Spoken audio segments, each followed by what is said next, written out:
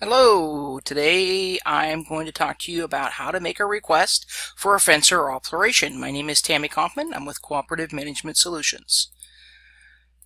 So let's say we want to add a fence or other item to your space. What do you have to do? Well, first check with the local and state building and planning requirements. It may be something you can't even do, so don't waste your time or anybody else's if it's something that can't be permitted. Make a drawing. Measure from permanent items like the house, a neighbor's house, a large tree, power meter, the road.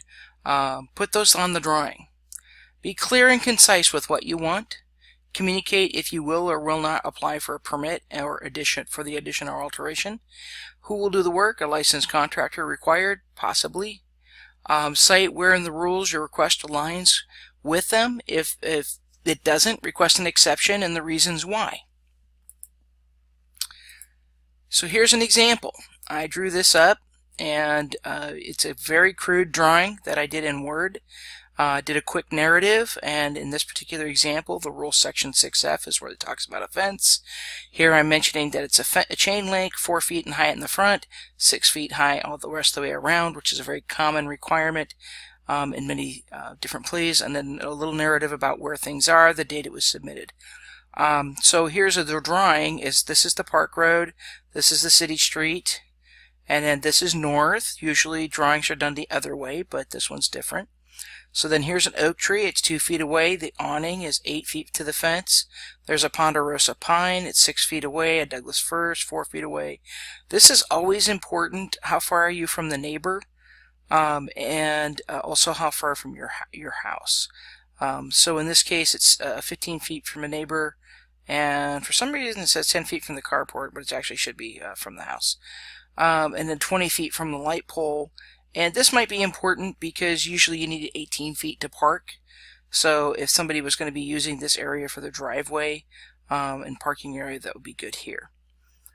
This is not to scale, it's pretty crude, but it's enough usually for a board to make a decision, and they have an idea of what it is you're doing.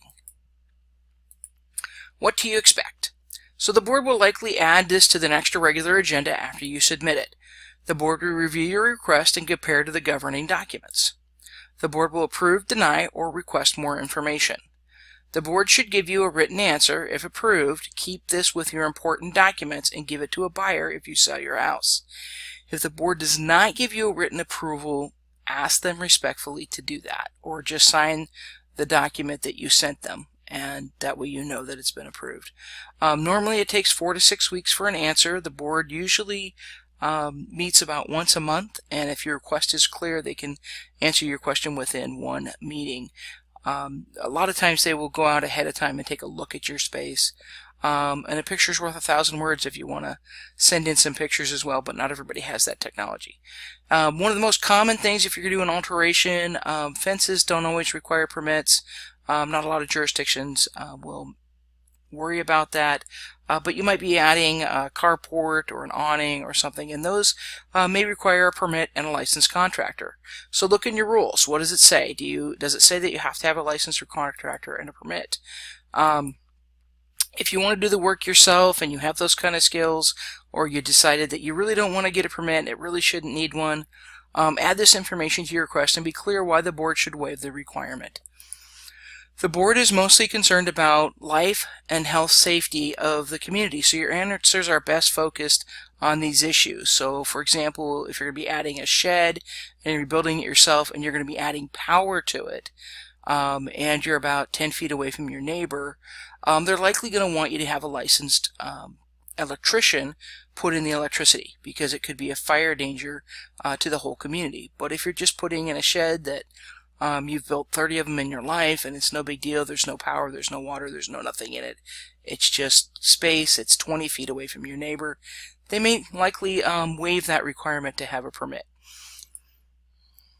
Thank you for watching. Have a great day.